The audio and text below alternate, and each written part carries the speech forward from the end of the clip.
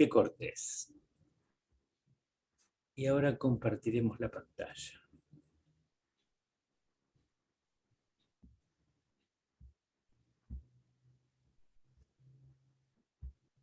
¿Ven mi pantalla? Sí, se ve. Bueno. Cada tanto haré intervalos por si hay alguna pregunta o comentario. Recuerden que no puedo ver el chat, así que... ¿Mm? Bueno, entonces estamos en la unidad... ¿Qué pasa? Ahí está. Unidad 17, Desarrollos Contemporáneos 3, que abarca aproximadamente el periodo que hemos denominado, siguiendo a un autor norteamericano, la era de Keynes, o sea, desde el fin de la Segunda Guerra Mundial hasta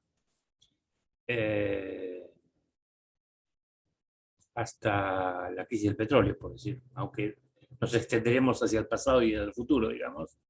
En realidad esa es la unidad 16, la unidad 17 abarca aproximadamente el mismo periodo, con otra temática. Seguimos en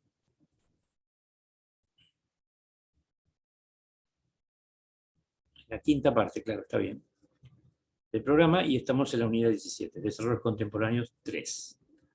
Mañana empezaremos la unidad 18, como lo dije. La unidad 17 tiene menos temas que la unidad 16. Esta parte es la que dio Mario, sobre maduración o madurez del neoclasicismo. Este tema quedará por ahora sin cubrir. Baumol está en parte cubierto con el trabajo que hicieron sus compañeros.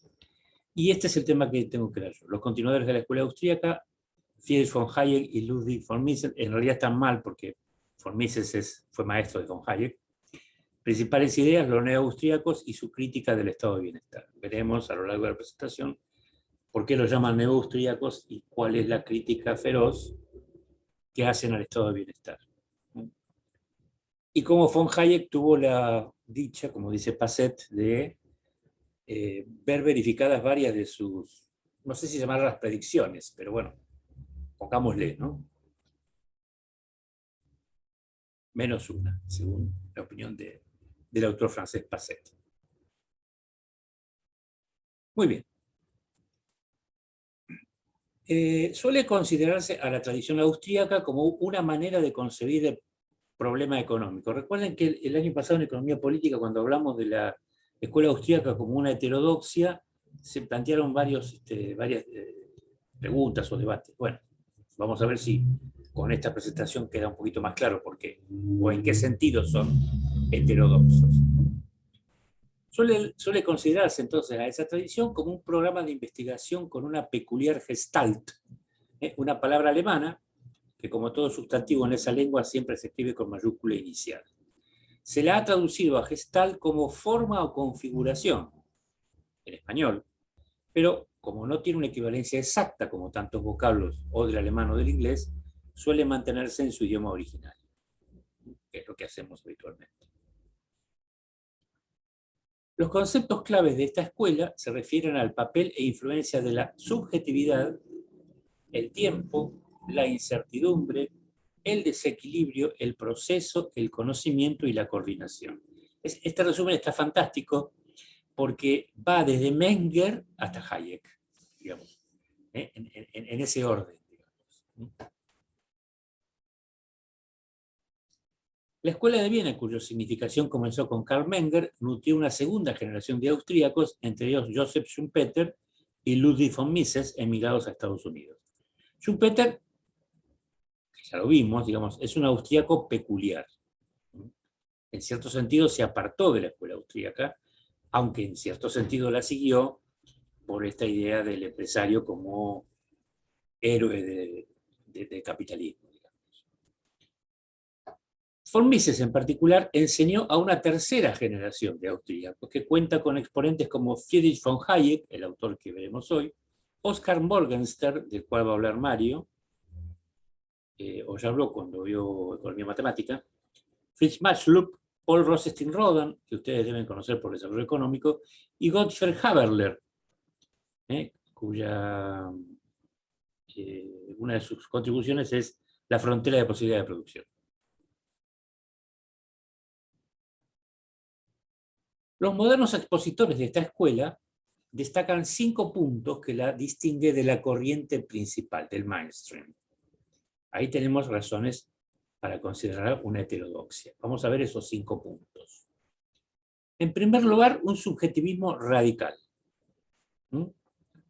Todas las relaciones permanentes que subyacen en la teoría económica son consecuencia de la elección humana. Destacan, por tanto, el papel del conocimiento y el error en la formación de las decisiones individuales y consecuentemente subjetivas. Resalta también la primacía de la utilidad y el rechazo a los costos como determinante del valor. De hecho, a principios del siglo XX tuvieron un debate fenomenal con los anglosajones sobre cuál es la forma correcta de considerar los costos. Y si recuerdan la tabla de Menger, bueno, ahí tenemos esa idea de la importancia de la utilidad en la determinación del valor.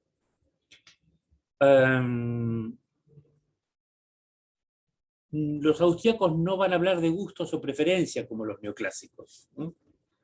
Ellos siempre van a hablar de elección. Sin saberlo ni aún desearlo, anticipan al existencialismo sartreano, ¿no?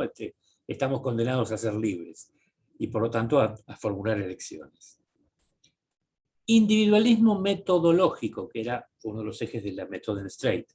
Si la economía es una ciencia de la elección, debe considerarse que al que realiza la elección, es decir, al individuo, para comprender los fenómenos económicos, como unidad de análisis. La acción humana tiene un objeto. No consideran los objetivos como absolutos, sino que varían de un individuo a otro.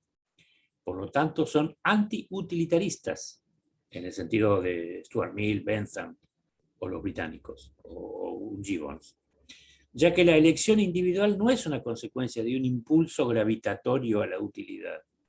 Las decisiones son consecuencias de las expectativas y el propósito de cada individuo.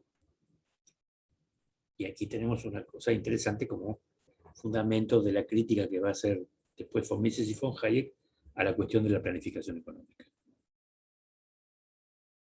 Geneticismo causal. Se destacan más las esencias que las relaciones funcionales, la naturaleza de las cosas más que su forma. Aborrecen las matemáticas. Y según Passet comenta por ahí casi graciosamente, dice, hablaba de un austríaco, no recuerdo ahora de cuál, decía, pero fulanito, decía, como casi todos los miembros de la escuela austríaca, conocen muy poco de matemáticas, decía Passet, un poco irónicamente. Yo no creo que sea así, pero por lo menos las desprecian.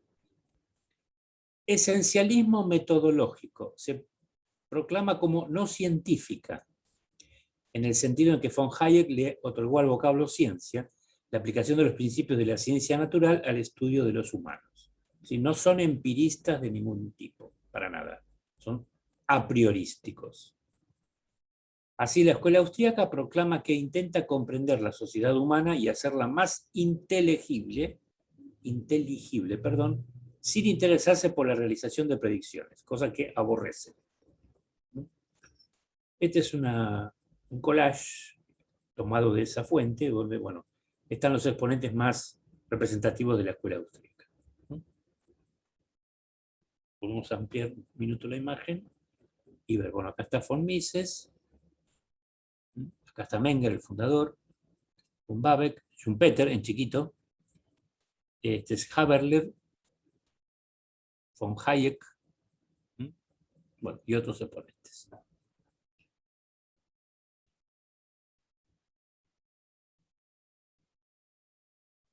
Bueno, antes de empezar con von Mises, ¿hay alguna pregunta o comentario que quieran hacer?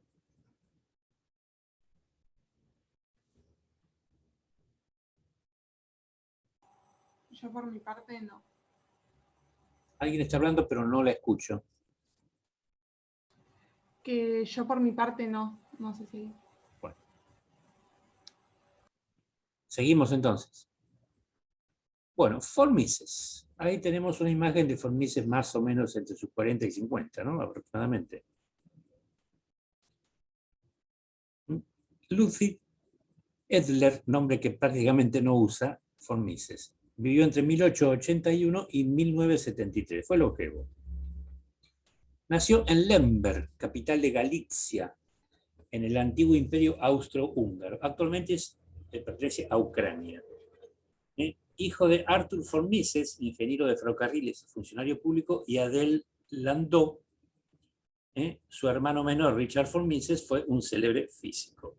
Pertenecía a una familia de judíos secularizados, ¿sí?, que después se instalaron en Viena, y en esa ciudad, Lemberg, había aproximadamente 100.000 judíos. Después de la invasión nazi y del Holocausto sobrevivieron menos de 800. Y von Mises, bueno, tuvo sus peripecias también, ya veremos. La familia se mudó a Viena siendo Ludwig un niño. En 1892 ingresó en la escuela, donde recibió una formación humanista. Allí fue compañero de Hans Kelsen, que después sería, bueno, un eminente abogado, autor de la teoría pura del derecho, que va a tener influencia, bueno, en numerosos países, incluyendo el nuestro, que casualmente murió el mismo año que su antiguo condiscípulo. Desde temprana edad se interesó por la historia y la política. Después de graduarse en 1900, en la escuela secundaria, comenzó estudios de Derecho y Administración Pública en la Universidad de Viena. Bajo la dirección de Karl Grünberg, von Mises comenzó siendo un exponente de la llamada Escuela Histórica de Administración Pública, que daba mayor importancia a la búsqueda de datos que al análisis teórico. Casi un cuasi historicista, diríamos. Pero en otoño de 1903 leyó la obra Principios de Economía Política de Karl Menger, texto fundador de la Escuela Austríaca. El libro lo llevó a buscar un enfoque más teórico y en los años sucesivos profundizó sus estudios de teoría económica, especialmente en el seminario de von Bombabeck, miembro importante de la Escuela Austríaca, ustedes lo vieron con Mario, y además, para esa época, ex ministro de Hacienda del Imperio. Von Mises se graduó en febrero de 1906, doctorándose en Derecho y en Economía. Si recuerdo bien la fecha, creo que fue el año en que también se doctoró Keynes. Ingresó como funcionario en el Ministerio de Hacienda, pero después de unos pocos meses lo abandonó por la burocracia del mismo. Durante los 2 años siguientes trabajó como pasante en un buffet y dio clases de economía en forma particular. En 1909 empezó a trabajar en la Cámara de Comercio e Industria de Viena, donde permaneció los siguientes 25 años y fue lo que le dio de comer. Esto lo recalcan varias biografías. La Cámara era una organización cuasi estatal, más allá de que agrupaba a los empresarios vieneses, pero a través de sus publicaciones von Mises logró ejercer, no sé si considerable, pero una cierta influencia en la política y en la opinión pública, si no austríaca, por lo menos vienesa.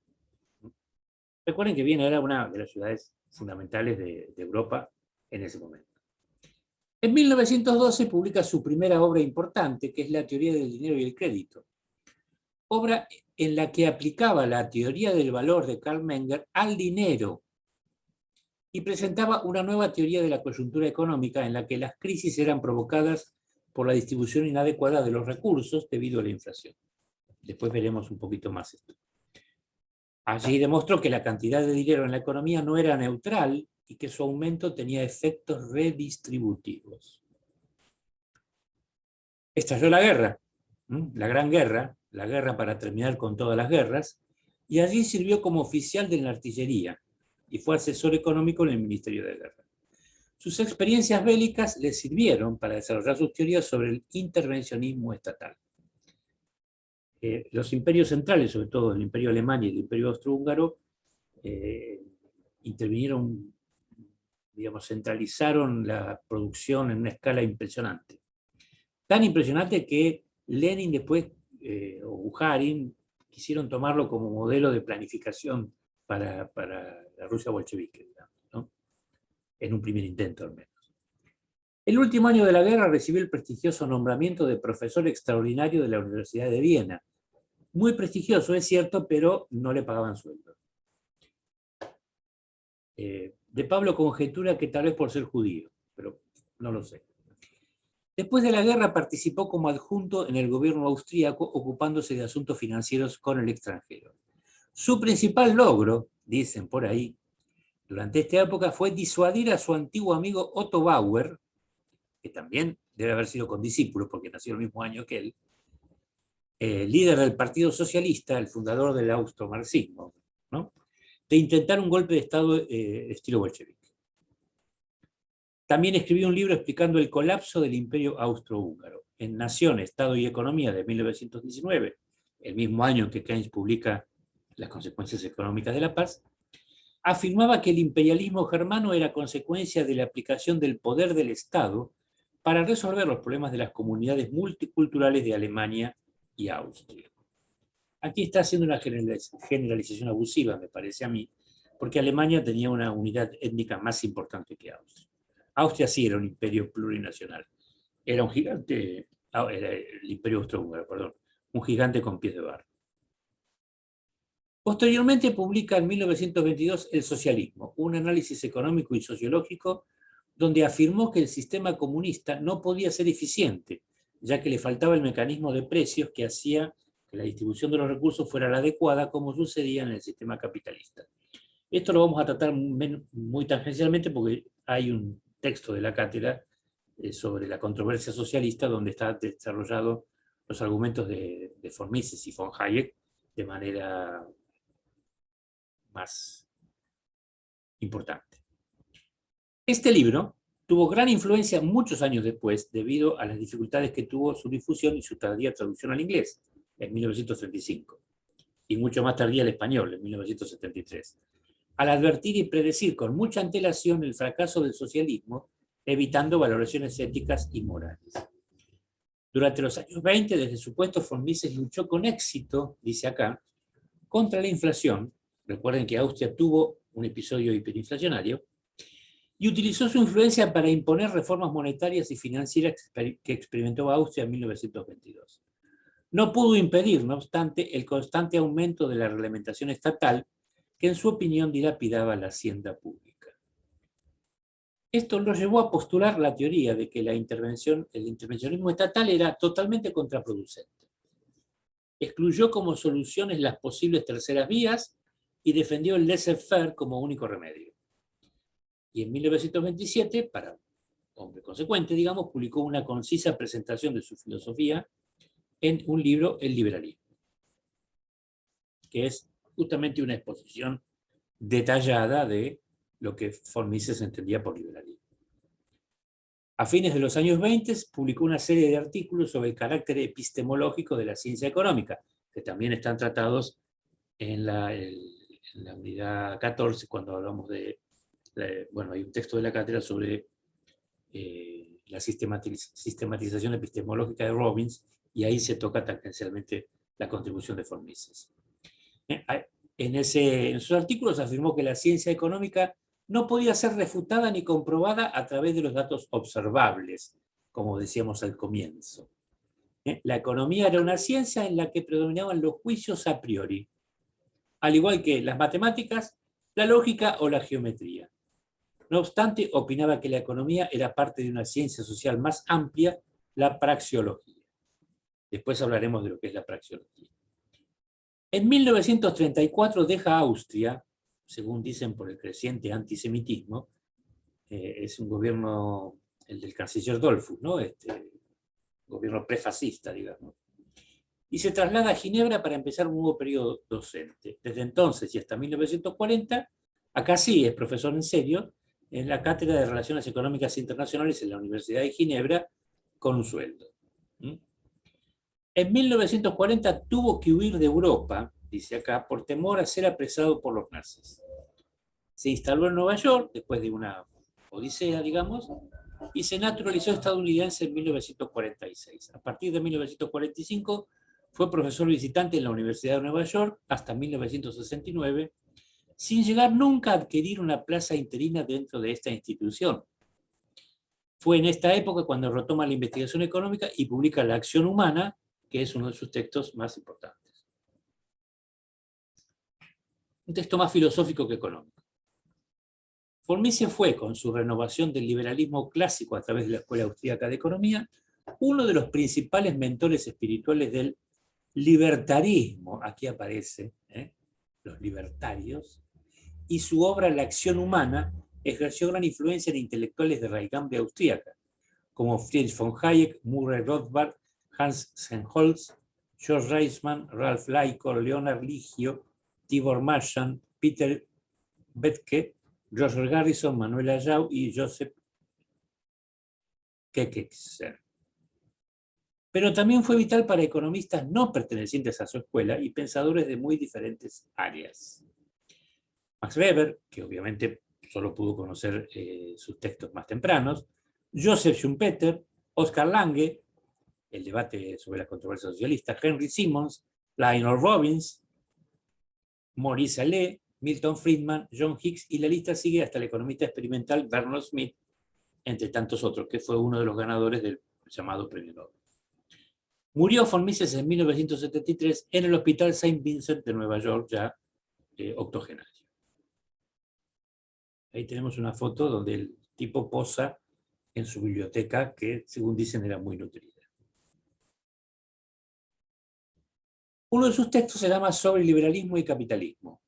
Fue publicado originariamente en 1962 y describe las ideas y principios del liberalismo, probablemente sea una actualización o un refrito del texto de la década del 20, tratando temas que hoy día han perdido actualidad.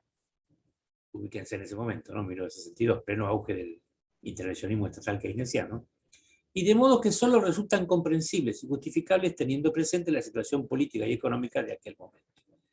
El orden social propugnado por la filosofía de la Ilustración, consideraba, asignaba total supremacía al hombre común. O sea que ellos se ven a sí mismos como herederos de esta Ilustración. La mecánica del mercado solo ofrece una vía para prosperar, que es la de servir a los consumidores del modo mejor y más económico posible. Aquí hay una afiliación con Smith. A esta democracia de mercado corresponde en la gestión pública el gobierno representativo. Esto es una característica fundamental de los austríacos, la de vincular la economía de mercado con la democracia. La era del liberalismo fue aquel periodo comprendido entre las guerras napoleónicas, digamos, entre el fin de las guerras napoleónicas, 1814-1815, y la Gran Guerra, un siglo prácticamente, en que una población con fuerte crecimiento vio aumentar su nivel de vida de modo jamás imaginado previamente. Aunque no se debe olvidar que el liberalismo jamás logró, en parte alguna, implantar su ideario, decía von Mises en 1962. Las corrientes antiliberales, con la implantación de medidas proteccionistas y barreras migratorias, habían desencadenado, en su opinión, la Primera Guerra Mundial y en ese momento estaban aislando cada vez más a las naciones.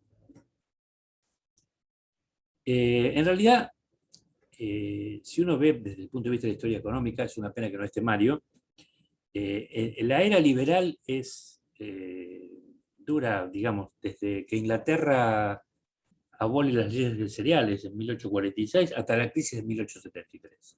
Ese es el momento pleno de la era liberal, digamos. Después ya empiezan a aparecer estas barreras proteccionistas por la crisis y por los efectos que la misma produce.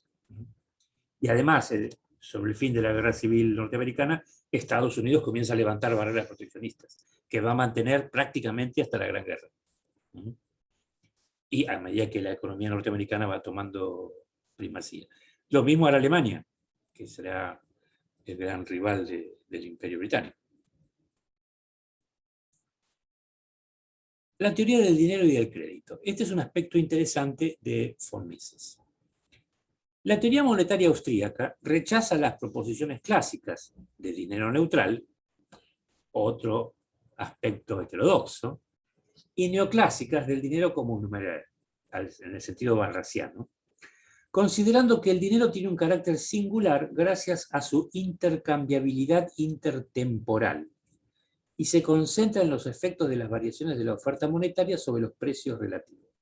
No le interesa en absoluto qué pasa con el nivel general de precios, sino su preocupación son los precios relativos. Karl Menger no había logrado resolver qué es lo que determina el valor del dinero, algo comentamos cuando lo vimos, por lo que la teoría monetaria permaneció separada de la teoría del valor en la escuela austríaca, hasta que von Mises logró integrarlas, fundamentándolas sobre el mismo principio, la utilidad marginal de las necesidades individuales subjetivas. Recuerden, ¿no? Subjetivismo radical y individualismo metodológico. Dos características aunadas aquí. Para von Mises, la utilidad marginal del dinero procede de dos fuentes. Por un lado, el dinero tiene un valor derivado del valor de los bienes que puede comprar, un valor de cambio objetivo que hoy llamamos poder de compra. Por otro lado, el dinero tiene por sí mismo un valor de uso subjetivo porque puede guardarse para un intercambio futuro. Fantástico, aquí como aúna dos de las funciones del dinero, como medio de cambio y como reserva de valor. Y es totalmente coherente con la tabla que hizo Menger.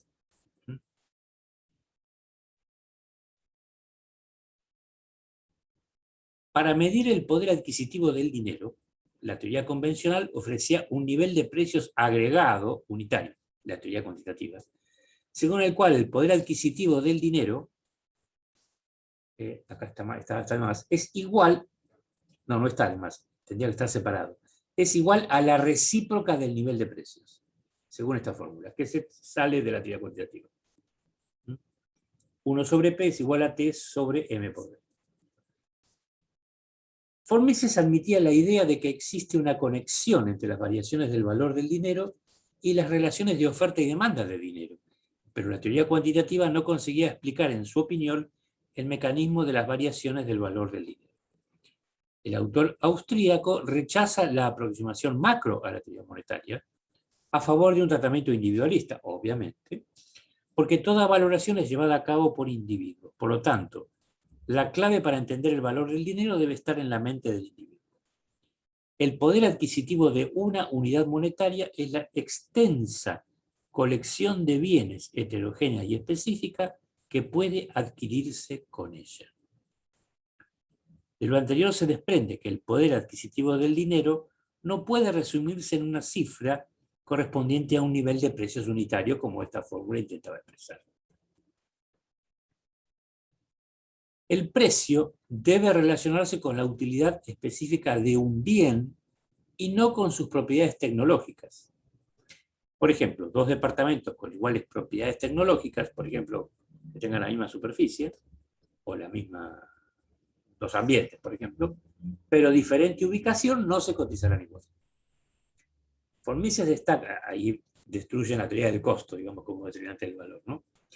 Von Mises destaca los aspectos de localización y temporales para explicar las diferencias de valor a bienes tecnológicamente semejantes. Al aplicar la teoría de la utilidad marginal al precio del dinero, se enfrenta con un complejo problema analítico. ¿Por qué? Porque el dinero no es útil en sí mismo, sino porque tiene un valor de cambio previo. Consecuentemente, la demanda de dinero no solo no es independiente de su precio en el mercado, sino que precisamente deriva de su precio preexistente en términos de otros bienes y servicios. Entonces, si la demanda de dinero y por lo tanto su utilidad depende de su precio preexistente o poder adquisitivo, ¿cómo puede explicarse el precio por la demanda? Sus críticos, que hubo muchos, le endilgan el caer en un círculo vicioso, que von Mises cree evitar por su teorema de regresión, que establecerá que la demanda de dinero tiene siempre un componente histórico o temporal. La demanda de dinero de un día determinado, D, es igual a su poder adquisitivo del día anterior, D-1, y la demanda en el día D-1 será igual al poder adquisitivo del dinero en el día D-2, y así sucesivamente. Esta regresión no es infinita, obvio, si no, no hay teoría, sino que debe llevársela hasta el punto en que la mercancía utilizada como dinero no se usaba como medio de intercambio indirecto, sino que se demandaba únicamente por su uso en el consumo directo, hasta los tiempos de lo que sería el dinero mercancía. En el caso del oro, el primer día que se usó como medio de cambio tenía dos dimensiones de utilidad: uso en el consumo directo y un uso monetario que tenía un componente histórico en su utilidad.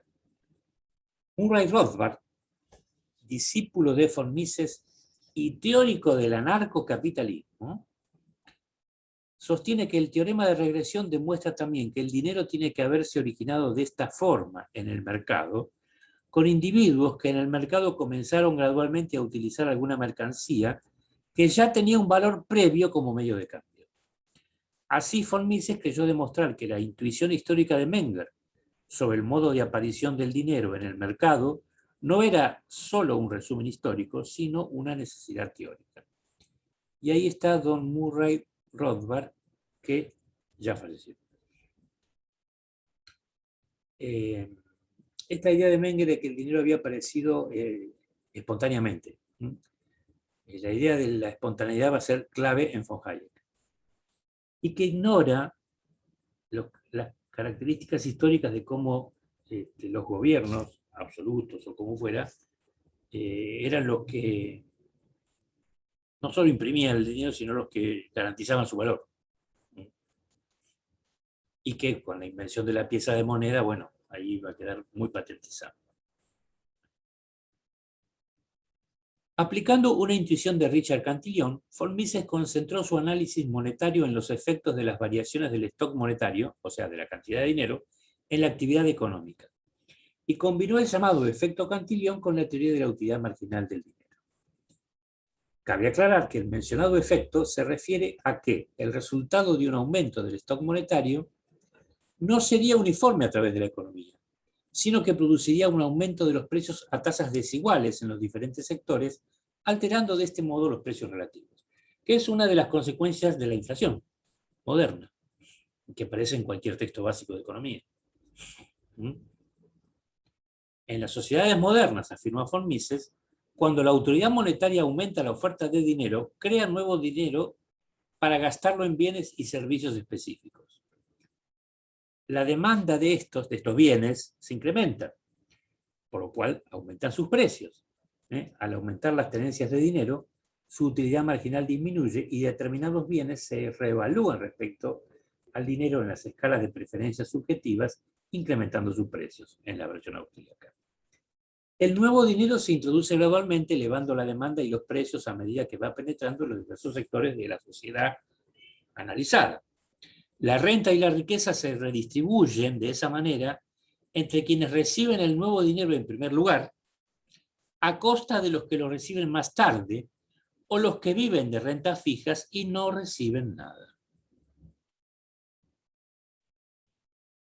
Admitiendo estos efectos redistributivos por variación de los precios relativos, von Mises se opone entonces a la expansión inflacionista de la oferta monetaria, porque los servicios que el dinero presta en el intercambio no aumentan porque haya un stock mayor.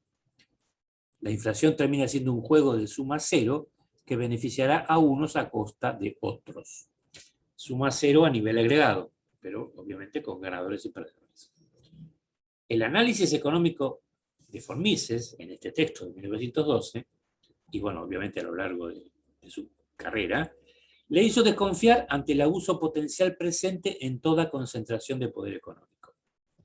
La expansión monetaria es un método por el cual el gobierno, su sistema bancario controlado y los grupos políticos mejor situados pueden expropiar parcialmente la riqueza de otros grupos de la sociedad. Esta es una anticipación de lo que los liberales llaman hoy el impuesto inflacionario, para mí. Teniendo un testimonio de primera mano en la hiperinflación alemana posterior a la Gran Guerra, en 1923, von Mises se mantuvo escéptico en relación con la buena voluntad de cualquier gobierno para mostrar una contención monetaria durante largos periodos de tiempo. Es por esta razón, y no porque atribuyese cualidades misteriosas al oro, que von Mises defendía un patrón oro como la mejor forma de dinero. Y vamos a ver después cómo reacciona von Hayek cuando el patrón oro dólar desaparezca. Otras opiniones. Spiegel, que escribe todavía en vida del autor austríaco, afirma: si el trabajo puramente teórico, limpio de todo empirismo y libre de matemáticas, y el individualismo metodológico y político fueron las marcas de contraste de la escuela austríaca, de nadie podría decirse que continuara dicha tradición de forma más directa e incondicional que von Mises. Su crítica del socialismo, sistema que él consideraba impracticable por no contener un método racional para fijar los precios, fue tan influyente y origen de tantas controversias como lo había sido el de von Babeck una generación anterior. Y esto es cierto. Al igual que este, pero en forma mucho más dogmática, von Mises puso también en duda la viabilidad de todo régimen de intervencionismo económico, cuestión que von Hayek llevará a sus extremos lógicos. Su adhesión al laissez-faire fue tan fuerte que rehusó conceder ningún papel al gobierno, ni incluso siquiera en el campo de la política monetaria, donde dicho papel había sido aceptado desde hacía mucho tiempo por la inmensa mayoría de los economistas, por muy conservadores que fueran en otros aspectos, justamente por la teoría que acabamos de sintetizar, bueno, brevemente, y con pretensiones, claro. Passet, por su parte, que no simpatiza con la escuela austríaca, en un texto del año 2012, dice: von Mises concibe la economía como una ciencia de la acción y la decisión, una praxeología. La praxeología se ocupa, qué mal escrito esto, de las vías y los medios elegidos para alcanzar algunos fines. Su objeto son los medios y no los fines. Fíjense qué interesante cómo resulta ser una definición praxeológica la de Robbins, la definición de economía, que es muy influenciada por la escuela austríaca. Esto estaba en la acción humana, como dijimos hace un rato. Von Mises también contribuye a la teoría del dinero y de los ciclos, enriquece el individualismo metodológico con argumentos surgidos de su concepción praxeológica de la economía y participa enérgicamente, siguiendo a von Babeck, en los enfrentamientos que buscan negar cualquier posibilidad de cálculo racional a las economías de tipo socialista. Podríamos agregar que el término praxeología se usó por primera vez en 1608 por el filósofo, físico y teólogo alemán Clemens Timpler, que vivió entre los siglos XVI y XVII, bueno, en esta obra, aunque su definición se acredita al pensador francés Alfred Spinas, que vivió entre los siglos XIX y XX. Más comúnmente se usa en relación con la obra del economista austríaco Ludwig von Mises y sus seguidores de la escuela austríaca. La praxeología es una metodología que busca estudiar la estructura lógica de la acción humana consciente de forma a priorística. El primer postulado de la praxeología es que el ser humano es un ser de racionalidad perfecta. Por lo tanto, las ideas de racionalidad limitada son su antítesis. La praxeología centra su atención en el individuo que actúa, individualismo metodológico, sacando de esta observación axiomas o principios elementales, inmutables e incuestionables, con los cuales analizar el proceso de la acción del humano. Fíjense ustedes, principios de tipo axiológico, elementales, inmutables, no cambian en la vida y además son incuestionables, no se puede dudar de ellos. El análisis comienza con las apreciaciones y aspiraciones del consumidor, quien supuestamente operaría basándose en su propia y siempre mudable escala de valores. Combinando y entrelazando las escalas de valores de todas las personas, se generaría el total de la oferta y la demanda económica. Aquí está la valoración subjetiva detrás de ambas. La praxeología toma a la ciencia económica como la aplicación de axiomas lógicos, sin los cuales no sería posible la argumentación científica, y rechaza usar los métodos de las ciencias naturales, estudio de regularidades causales, llamadas leyes, para estudiar las ciencias sociales, estudios del accionar del hombre. En este punto se debate qué es y cómo se obtiene el conocimiento, obviamente. Los defensores de la praxeología la proponen como una alternativa al método de las ciencias naturales, ya que consideran que en los acontecimientos sociales no existen parámetros ni constantes, se derrumbaron los modelos acá, sino que todos son variables, lo cual hace muy difícil, si no imposible, extraer leyes históricas o realizar predicciones. En cambio, sus detractores consideran a la praxeología como una pseudociencia. El principal argumento que esgrimen es que, mientras que la ciencia parte de observaciones empíricas para luego examinar las causas subyacentes de los fenómenos, la praxeología parte de ciertos axiomas presentados como indudables, sin verificar empíricamente los propios axiomas ni sus implicaciones. se dan cuenta que en esta facultad no hay economistas austríacos, porque todos hemos sido educados en un concepto de ciencia que no tiene nada que ver con la praxeología. La ciencia parte de observaciones empíricas para luego examinar las causas subyacentes en los fenómenos. ¿Sí? Veamos ahora cuidadosamente lo que los autores estadounidenses Landed y Collander afirmaban en su Historia del Pensamiento Económico, la edición de 1924. Hasta 1960, dicen, la economía austríaca era considerada parte de la corriente principal. Pero a medida que la economía neoclásica se volvía más formal, en el sentido matemático, más formal y rigurosa, digamos, los austríacos resurgieron como disidentes. Esto no quiere decir que no hayan tenido diferencias.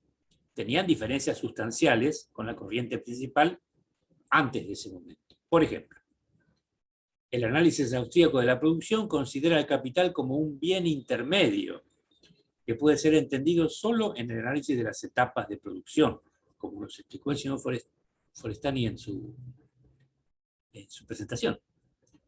De modo similar, los austríacos se adherían firmemente a ver los individuos como actores con un fin determinado, no como un tipo de máquina utilitaria que reaccionara al placer o al dolor, a la manera de un Bentham, un Gibbons e incluso un Marshall. Esto en parte condujo a un fuerte énfasis por parte de los austríacos en la actividad empresarial. Así que ahí vemos la deriva que esto ocasionó en Schumpeter.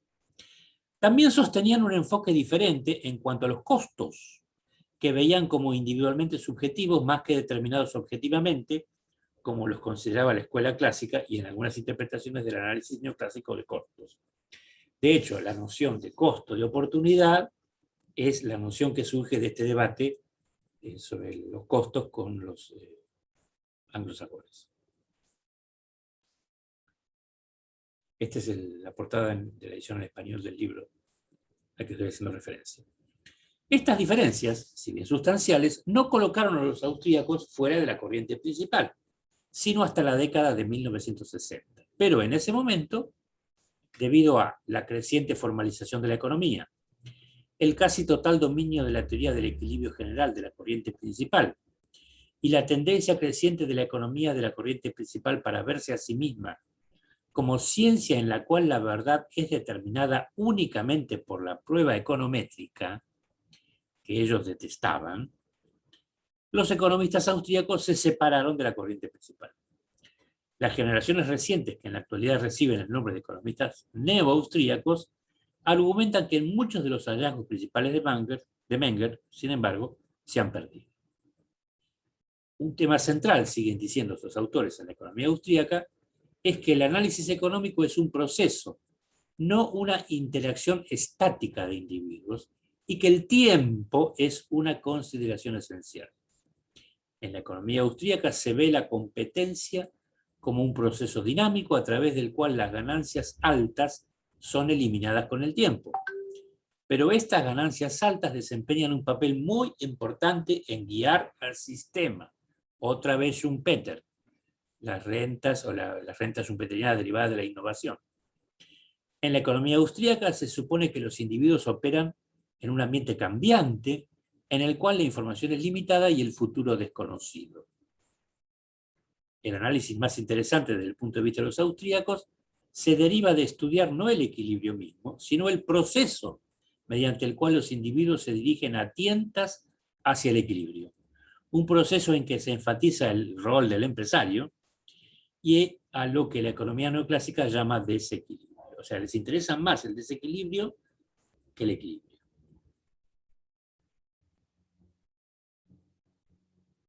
Ha habido fuertes tintes políticos, dicen Landret y Collander, en la economía austríaca aún recientemente. Continúa siendo difícil encontrar un austríaco que no sea conservador. La mayoría sencillamente presupone que el mercado es deseable y necesario para lograr la libertad individual. Acá está la asociación a la que hacía referencia hace un rato. Muchos austríacos, sin embargo, caracterizarían sus visiones no como conservadoras, sino como liberalismo radical o antiestatismo. Argumentan que tales visiones se derivan naturalmente de un estudio de la historia. Los economistas austríacos objetan de tiempo en tiempo el trabajo econométrico y los intentos por probar los teoremas económicos empíricamente. Por supuesto, porque siguen la praxeología de von Mises, por lo cual percibieron como su tarea el derivar conclusiones deductivamente de la lógica de la acción humana, lo cual también está implícito en la definición de economía de Robbins, según el análisis que hace Napoleón y que hemos agregado en el texto al que hacía referencia hace un rato. Las conclusiones y teorías así derivadas no necesitan ser probadas en su visión, porque la verdad ya se había establecido lógicamente. Recientemente, sin embargo, han adoptado una postura algo más conciliatoria, argumentando que es el tipo de trabajo empírico que la economía de la corriente principal hace el que es inapropiado.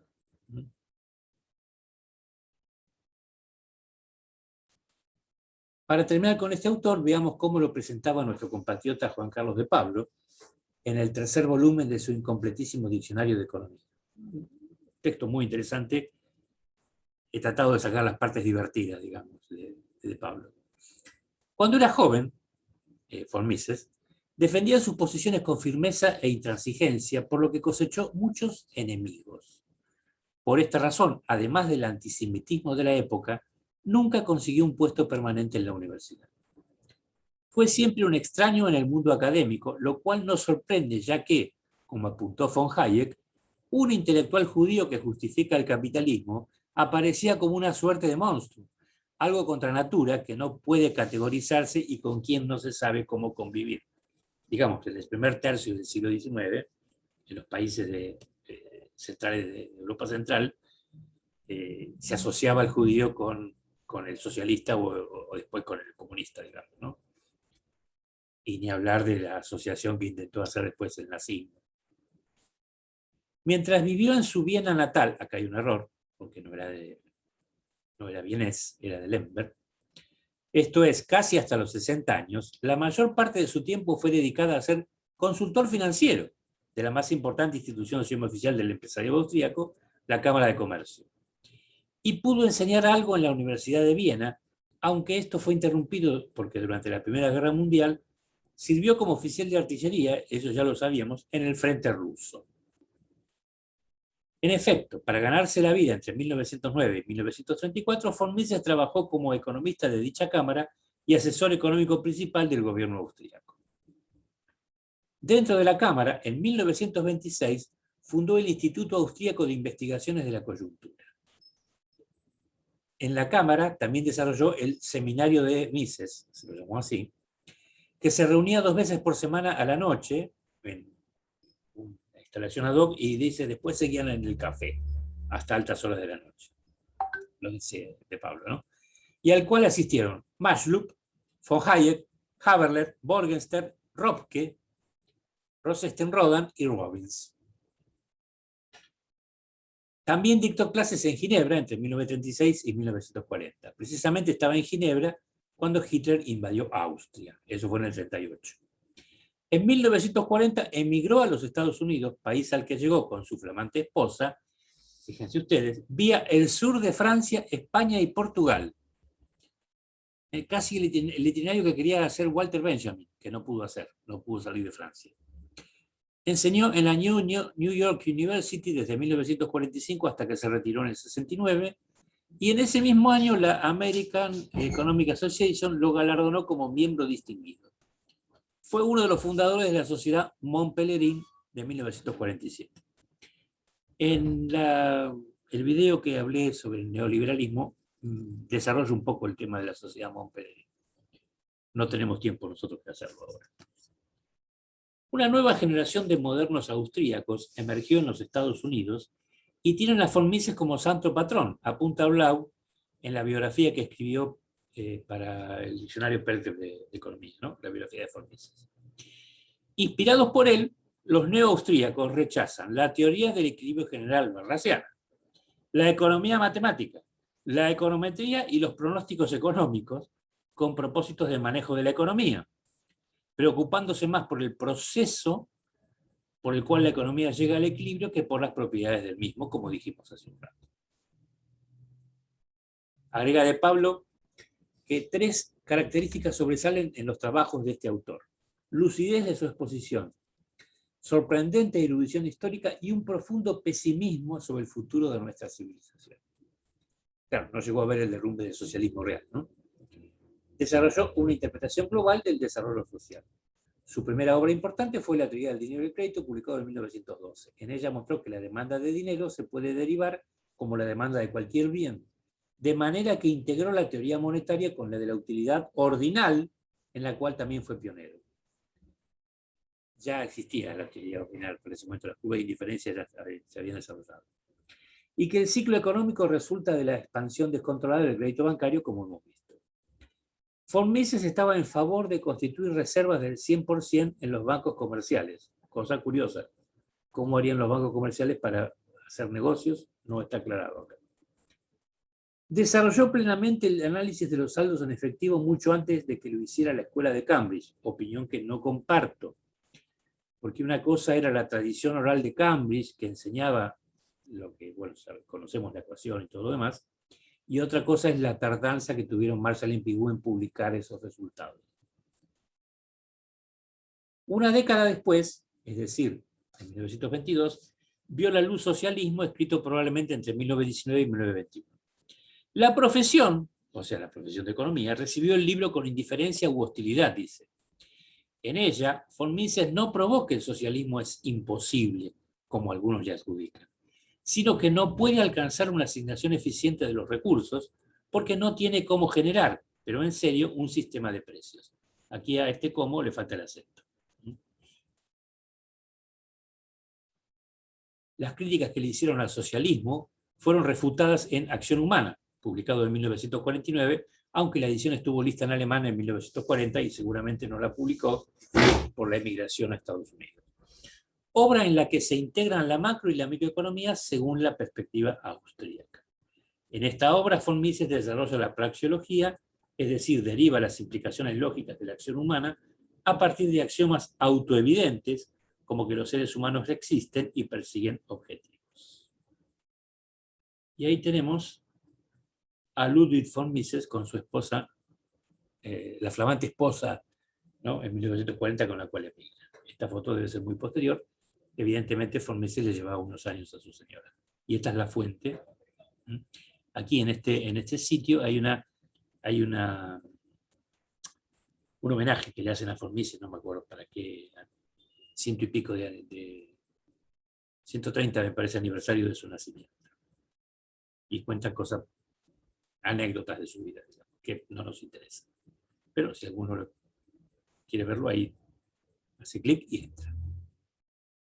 Bueno, hemos terminado con von Mises y hemos perdido a 3 estudiantes en el medio. ¿Preguntas o comentarios?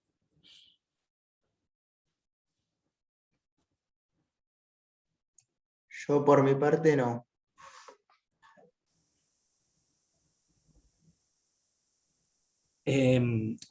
Von Mises y sobre todo von Hayek son los mentores intelectuales de los libertarios, incluyendo los libertarios argentinos, digamos, ¿no? Aunque paradojalmente Milley se ganaba la vida haciendo estudios econométricos, según contó Bielsa una vez en un programa de televisión. Y así se habían conocido. Y dicen que era un muy buen econometrista, digamos, ¿no? No tengo la menor, digamos, no tengo por qué dudar de la palabra de Bielsa. Bueno, seguimos entonces con von Hayek. Friedrich August von Hayek nació, sí era de Viena, nació en Viena, Austria, en 1899 y falleció en Friburgo, Alemania, en 1992. También vivió muchos años. Ahí está von Hayek. Filósofo y economista de la escuela austríaca, fue discípulo de Friedrich von Mises y de Ludwig von Mises, y crítico del paradigma neoclásico. Participó en la Primera Guerra Mundial, en el frente italiano, creo que le tocó el último año de la guerra, o algo así, y al regresar comenzó los estudios de ciencias jurídicas y sociales en la Universidad de Viena. donde cursó estudios en filosofía y en economía. Según afirmó él mismo, la experiencia de la guerra fue la que le condujo a interesarse por las ciencias sociales, a pesar de que sus influencias familiares le podían haber conducido más fácilmente hacia las ciencias naturales. En 1921 y 1923 se doctoró en leyes y en ciencias políticas respectivamente. O sea, fíjese, muy joven, 2 doctorados. Era de la clase media acomodada, ¿no? O sea,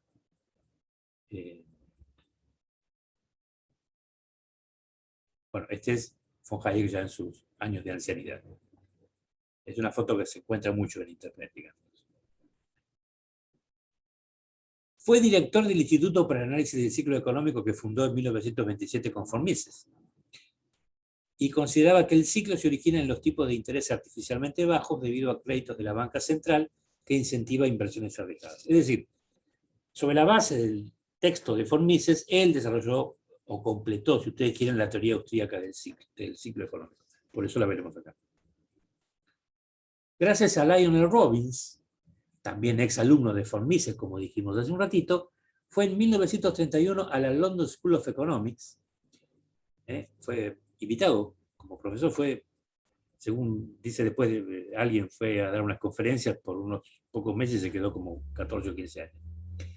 Desde donde rivalizó teóricamente con John Maynard Keynes en varias ocasiones. Que bueno, están contadas en la biografía de él en internet y en numerosos libros de historia del pensamiento económico. Defendió que el cálculo planificador es inviable. Solo el libre mercado puede asignar precios y transmitir información dispersa en contextos de incertidumbre. El Camino de Servidumbre, en 1944, además predijo que el socialismo llevaría a un régimen totalitario. En 1947, von Hayek participa activamente en la fundación de la Sociedad Mont Pelerin, financiada por el empresario suizo Albert Hunold. De hecho, fue el inspirador, digamos, de la creación de esta sociedad. Reúne a industriales y banqueros suizos a fin de financiar el think tank de Albert Hunold, ¿no? Think tank, tanque de pensamiento, literalmente. Las reuniones internacionales son financiadas en un primer momento por las fundaciones Relm y Erhard. Esta sociedad reunirá a monetaristas como Milton Friedman, a miembros de la escuela del Public Choice, como James Buchanan, así como a personalidades asociadas a la corriente neo-austríaca. Bueno, hoy está este literato Mario Vargas Llosa, por ejemplo. En 1949 se divorció de su esposa para casarse con un antiguo amor de juventud, lo que motivó que muchos de sus amigos ingleses, como Robbins, lo abandonaran, aunque años más tarde se reconciliaran. Fíjense ustedes qué puritanos los ingleses, o al menos Robbins. Este hecho lo decidió a emigrar a los Estados Unidos a la Universidad de Chicago, donde no tuvo una muy buena acogida por parte del Departamento de Economía, debido a las grandes diferencias metodológicas de la escuela anglosajona con la escuela austríaca de la que provenía. Durante estos años comenzó a tener problemas de salud, sordera y también depresiones que lo alejaron de la vida pública. Y no era una persona tan grande, digamos, tenía menos de 50 años. En 1962 volvió a Europa, a la Universidad de Friburgo, donde estaría hasta que al jubilarse en 1969 retornó a su Austria natal, a la Universidad de Salzburgo, hasta que se retiró en 1977. En 1974 fue laureado con el premio del Banco de Suecia en Ciencias Económicas en memoria de Alfred Nobel, compartido con Gunnar Myrdal, un economista escandinavo, por sus trabajos en el campo de la teoría monetaria y de las fluctuaciones económicas, ahí está, la teoría de los ciclos, y los análisis de la interdependencia de la economía, la sociedad y las instituciones. Von Hayek, digamos, el padre del neoliberalismo, si ustedes quieren, y Gunnar Myrdal, un economista socialdemócrata.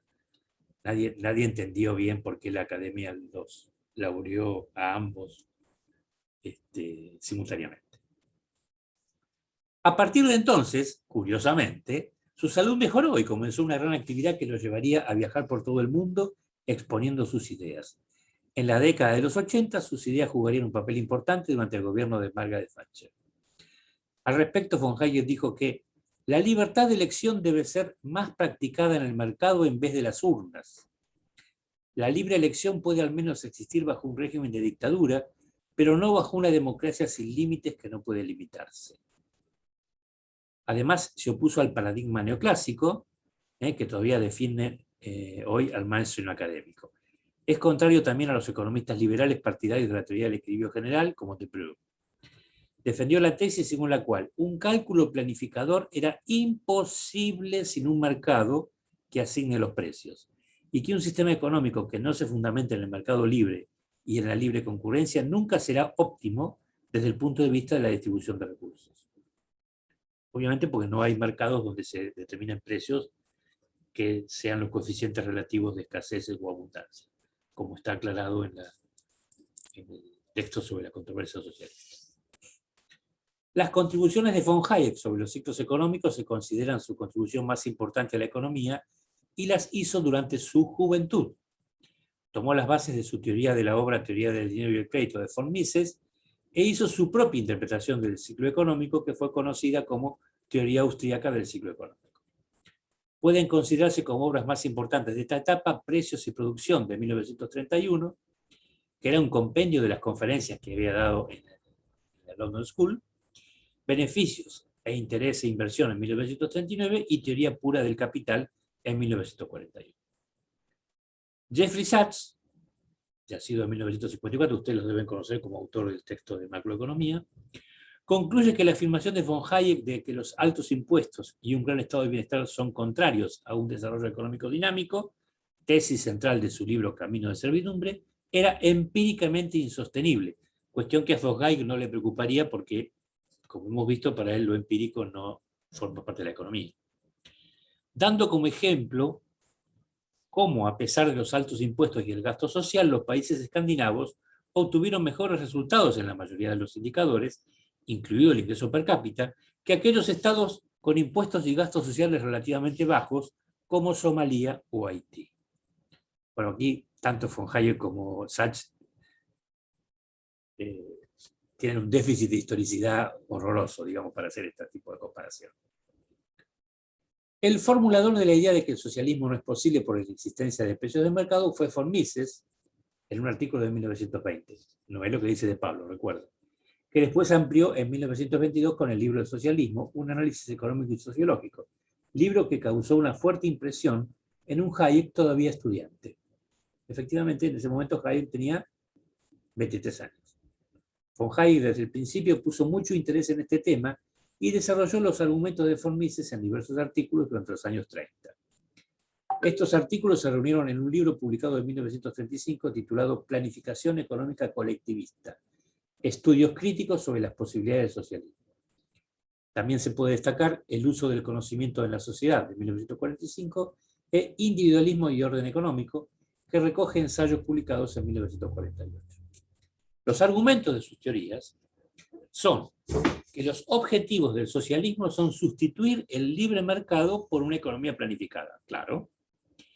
Este tipo de economía necesita una institución que elabore un plan central que determine todo lo que se debe producir, institución a la que von Hayek llamó Junta Central de Planificación, que era el Gosplan, que hablamos en la clase sobre planificación, en el caso soviético.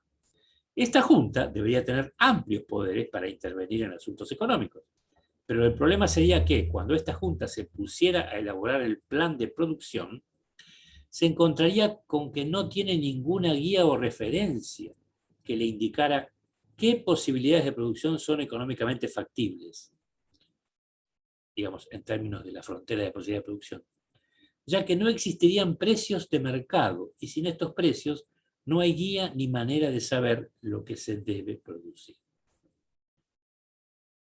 Aunque posteriormente este argumento tuvo que refinarse ante la solución de Lance Lerner, que proponía un procedimiento iterativo de dos reglas, por el cual una economía planificada podía alcanzar la misma solución que el libre mercado, a partir de la intervención de una Junta Central de Planificación, o sea, por ensayo y error, como está explicado en el texto al que hice alusión 2 veces. Según von Hayek, los precios de mercado son los transmisores de cantidad de informaciones económicas dispersas, ¿se acuerdan? Información limitada. Y servirían para compartir y sincronizar muchos conocimientos personales. Por lo tanto, intentar manipular el mercado conlleva un problema de falta de información. Un intercambio y uso eficiente de los recursos solo se conseguiría a través de un mecanismo de precios. Von Hayek no solo pensaba que el socialismo y la colectivización comunista implementados por el Estado eran inviables por la falta de precios de mercado, sino que además en un plano más filosófico y político eran incompatibles con la libertad individual y necesariamente llevaban al establecimiento de regímenes totalitarios, ya que los que llegarían al poder serían siempre los peores elementos de la sociedad.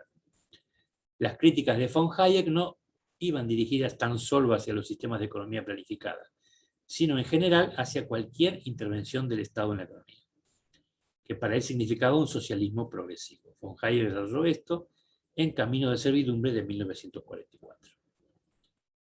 En otro texto posterior, Los Fundamentos de la Libertad de 1960, dejaba expuesto su programa filosófico. Fíjense, 1960, pleno apogeo de la economía keynesiana. Hace 2 años que Phillips publicó su artículo sobre la curva de Phillips, digamos, y todos los economistas como Samuelson, Solow, etc., están intentando recrear lo de Phillips para el caso británico para otras economías. En ese momento, el programa de von Hayek: desreglamentar, privatizar, disminuir los programas contra el desempleo, eliminar las subvenciones a la vivienda y el control de los alquileres, reducir los gastos de la seguridad social y finalmente limitar el poder sindical. El Estado no debe asegurar ningún tipo de redistribución, sobre todo en función de un criterio de justicia social. Claramente está anticipando el programa, digamos, no solo el consenso de Washington, sino también está anticipando el programa neoliberal desde los 80 hasta la crisis del 2008. ¿Sí? Desreglamentar, privatizar, disminuir los programas contra el desempleo, eliminar las subvenciones a la vivienda y el control de los alquileres. Esto de subvenciones a la vivienda típico de Estados Unidos, ¿no? Reducir los gastos de la seguridad social, o sea, las contribuciones patronales. Y finalmente limitar el poder sindical. Y no llevar a cabo políticas de redistribución, cuando los manuales de economía que nosotros usamos en la facultad dicen que una de las funciones del Estado es la de redistribuir, o de los gobiernos, redistribuir la renta. No, dice von Hayek, de ninguna manera. Von Hayek visitó Chile en los años 1970 y 1980 durante el régimen militar del general Augusto Pinochet y recibió el título de presidente honorario del Centro de Estudios Públicos. De acuerdo con Corey Robin, colega de von Hayek admiró al Chile de Pinochet tanto que decidimos realizar la reunión de la Sociedad Montpellerin en Viña del Mar, una localidad costera donde fue planeado el golpe contra Allende. En 1978 llegó a afirmar en The New York Times que las libertades personales fueron más amplias bajo Pinochet que bajo Allende. En realidad está mal. No, está bien, Salvador Allende. En ese momento casi un 10% de la población chilena había emigrado. Von Hayek argumentaba que sin propiedad privada se crea una dependencia tan grande del Estado que nos convierte prácticamente en esclavos. El Estado debería tener tantos poderes que necesariamente tendría que repercutir en la sociedad. En una sociedad planificada debe haber alguien que ejerza el poder, que controle el Estado. Para imponer unos objetivos comunes a una sociedad, esto es, objetivos comunes, en una sociedad extensa como la llama von Hayek, eso es imposible, porque cada individuo tiene su propia subjetividad. Aunque se quiera hacer de manera bien intencionada, es necesario imponer estos objetivos a las personas que no estarán de acuerdo. Para imponerlos se deberá coaccionar y tomar medidas represivas en caso de que no acepten a la autoridad central. Por lo tanto, el dirigente se verá obligado a tomar decisiones desagradables, como el arresto o el asesinato. En consecuencia, los que llegarían al poder serían los que estuvieran dispuestos a tomar estas medidas. El filósofo Alain de Benoist, fundador de la nueva derecha francesa, escribió una dura crítica de la obra de von Hayek. En este argumenta que los casos de Hayek sobre la idea de orden espontáneo son defectuosos y la ideología del libre mercado tiene, tal como lo planteaba von Hayek, implicaciones autoritarias y totalitarias. Una crítica desde la derecha. El interés en el trabajo del autor austríaco se revivió en los años 80 y 90 del siglo pasado, con el surgimiento de gobiernos conservadores en los Estados Unidos de Ronald Reagan y en el Reino Unido bajo Margaret Thatcher. Y bueno, y después por extensión al resto del mundo, o a numerosos países por lo menos. Según von Hayek, las instituciones de la sociedad, como las leyes, los mercados o el gobierno, incluso el sistema de precios o el lenguaje, no son un invento o diseño humano para responder a unas determinadas necesidades, sino que son frutos de un orden espontáneo, que él consideraba un resultado de la acción humana, pero no de su diseño. Por lo tanto, cualquier intervención gubernamental atentaría contra ese orden espontáneo, intentando canalizarlo o dirigirlo hacia algún lado. Es por eso que defendía que no debería haber interferencias en la acción individual espontánea y consideraba que la idea del racionalismo de intentar diseñar conscientemente el mundo era una amenaza para la civilización, ya que ésta precisamente había nacido a partir del orden espontáneo. Respecto a esto, ha sido criticado por algunos autores, incluyendo a Karl Polanyi, el autor del famoso libro La Gran Transformación, como una visión utópica debido a la sugerencia, entre otros, que en el pasado ha sido la sumisión a las fuerzas impersonales del mercado lo que ha hecho posible el desarrollo de la civilización. De acuerdo con Polanyi, el desarrollo de la civilización sucede, por el contrario, cuando las fuerzas sociales, incluida el funcionamiento de la economía, están organizadas en función de los intereses comunes, que von Hayek niega. Von Hayek concluyó que el surgimiento y desarrollo de las normas morales que permitieron el surgimiento y crecimiento de sociedades extensas, así como llama las sociedades modernas, fue producto de un azar evolutivo, aún en curso, y consideraba entonces el orden algo espontáneo que permite tales sociedades como algo inabarcable para la razón humana. No en el sentido de no comprender su funcionamiento, sino en el de controlar su dirección. Por lo que rechazaba todo racionalismo constructivista que pretendiera guiar o rehacer racional y completamente tal evolución natural del orden social. Cualquier tipo de plan, intervención, planeamiento, etc. cabe dentro de esta amplia definición. Necesaria sería para von Hayek la coexistencia de la primitiva moral colectivista propia de los grupos pequeños y muy cohesionados que perviven dentro de la sociedad extensa, con su contraria moral evolutiva individualista que garantiza el funcionamiento y crecimiento exitoso de la sociedad humana extensa. Definió entonces el socialismo como un intento de imponer la primera sobre la segunda, esta moral colectivista propia de grupos pequeños. Y dedujo de ello que la búsqueda de tal orden social expresaría una aspiración involutiva o retrógrada, y su consecución implicaría la imposibilidad de sustentar a la numerosa y creciente población humana. Esto, se me ocurren dos cosas acá. La fuerza de los argumentos de von Hayek son muy grandes. Blau, el historiador holandés del pensamiento económico, era marxista y se convirtió en austríaco. Y Rodríguez Brown, principal traductor al español de las obras de Smith, que era argentino, militante de la JP y también marxista, se exilió durante la dictadura, fue un perseguido político y se convirtió en austríaco. Blau murió, pero Rodríguez Brown vive y hoy es uno de los principales exponentes de la escuela austríaca de habla hispana. O sea que son argumentos que han calado, digamos, en gente inteligente. Sobre este tema podrían destacarse los libros El orden sensorial de 1952, libro psicológico en el que defiende que la mente humana, igual que el mercado o la sociedad, son fenómenos tan complejos que no se pueden explicar y mucho menos predecir su funcionamiento. Derecho, Legislación y Libertad, que apareció en 3 volúmenes, en 1973, 76 y 79, donde aborda el tema de la aparición espontánea de las normas legales y morales, y La fatal arrogancia, de 1988, que es prácticamente su última obra, en la que atribuye el nacimiento de la civilización a la propiedad privada. Acá hace algunas afirmaciones temerarias en esta obra, que no están incluidas en esta presentación. Von Hayek ha sido objeto de críticas por su apoyo a regímenes dictatoriales. Al respecto declararía el diario chileno El Mercurio, en esta fecha, en apoyo al régimen de Pinochet. Mi preferencia personal se inclina a una dictadura liberal y no a un gobierno democrático donde todo liberalismo esté ausente. En esta entrevista en el diario El Mercurio, von Hayek se definió como enemigo del estado de bienestar y la justicia social y se mostró preocupado por los poderes discrecionales del Estado. El apoyo a regímenes autoritarios y dictaduras sería casi una constante de von Hayek, que mantuvo posiciones muy claras respecto de la justificación de gobiernos autoritarios.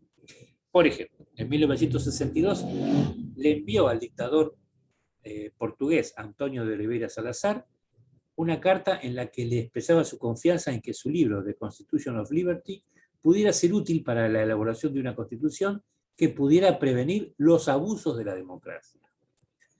Más adelante también manifestó públicos respaldos al régimen racista sudafricano. En 1977, von Hayek visitó Argentina y Chile. Aquí se reuniría con el dictador Jorge Rafael Videla y con el por entonces integrante de la Junta Militar de Gobierno y futuro dictador Leopoldo Fortunato Galtieri. En 1981, von Hayek volvió al Chile de Pinochet, concedieron 2 reportajes al diario El Mercurio, en donde profundizó su análisis sobre democracias y dictaduras. Una dictadura puede ser un sistema necesario para un periodo de transición. A veces es necesario que un país tenga, por un tiempo, una u otra forma de poder dictatorial. Como usted comprenderá, es posible que un dictador pueda gobernar de manera liberal. Y en la segunda entrevista sostenía que preferiría sacrificar temporariamente la democracia cuando no pudiera garantizar la libertad. Para von Hayek, entonces, lo fundamental es asegurar ante todo la libertad económica, como los fisiócratas, ¿no?, anteponiendo un liberalismo autoritario a una democracia con elementos de regulación del mercado. Hacemos acá otra pausa para ver si hay preguntas o comentarios. Y ya perdimos en el camino otra persona más.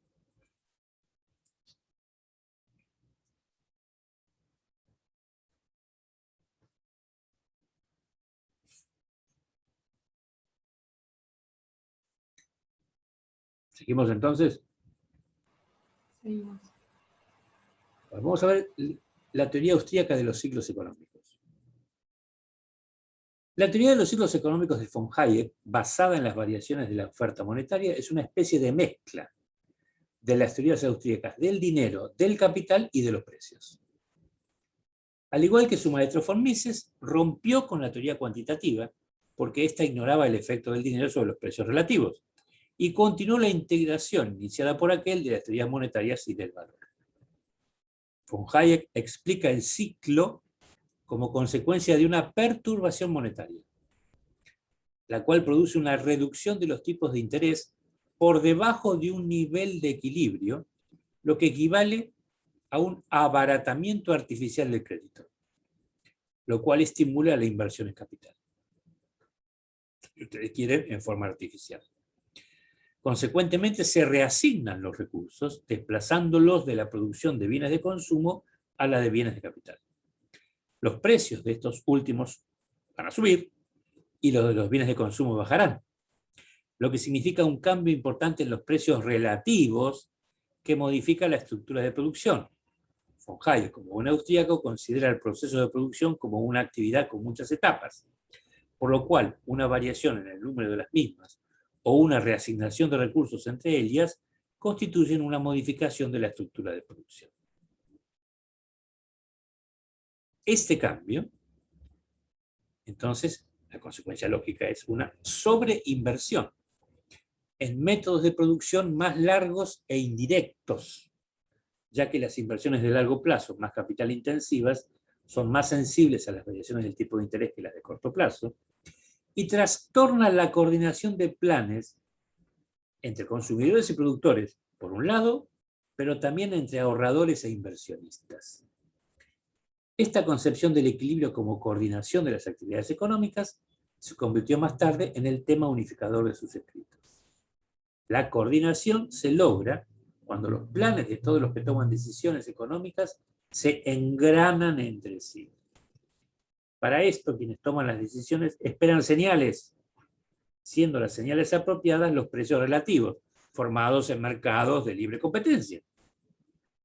Si los precios relativos variasen por fuerzas naturales, tecnología, gustos, cambios en la preferencia temporal, etc., los ajustes subsiguientes restablecerán un plan coordinado. Hasta ahí, digamos, no habría nada que decir.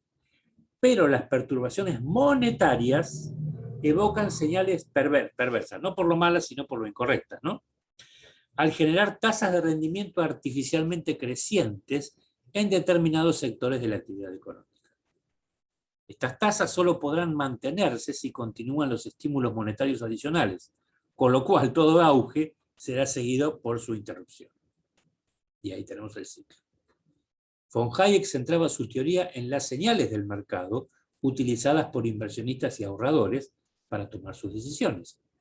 Aunque estas decisiones se toman en forma independiente, sin embargo son interdependientes por sus implicancias para el equilibrio. Los ciclos entonces se producen por una incoherencia general de planes. Ante un estímulo monetario, las empresas tienden a desplazarse a métodos más intensivos en capital, como queda dicho, aunque no haya un ahorro planeado adicional, siendo los consumidores los que deben sacrificarse porque su renta les permite consumir solo una menor cantidad de bienes. Von Hayek argumentó entonces que el boom sería seguido de una depresión, un reajuste sano y necesario que solo es evitable si se obvian los booms que la causaban. O sea, ¿quién causa el ciclo? Bueno, la autoridad monetaria con esa expansión artificial del dinero. ¿Cómo se evita entonces la depresión? Evitando el boom. Esto es, no haciendo política monetaria. Una representación gráfica de esta teoría, aunque utilizando instrumental neoclásico, podría ser la de la siguiente filmina, cortesía del señor Forestani. ¿Se acuerdan el famoso triángulo de la producción que se ve alterado por los cambios introducidos entre bienes de consumo y bienes de inversión? Y entonces, en términos de la frontera de posibilidades de producción, hay un desplazamiento que implica un aumento del ahorro y una baja artificial del tipo de interés. Y esto impulsa las inversiones, etc. Obviamente, ¿no? Aumentan. Recuerden que acá tenemos las dos funciones, ¿no? De ahorro y inversión.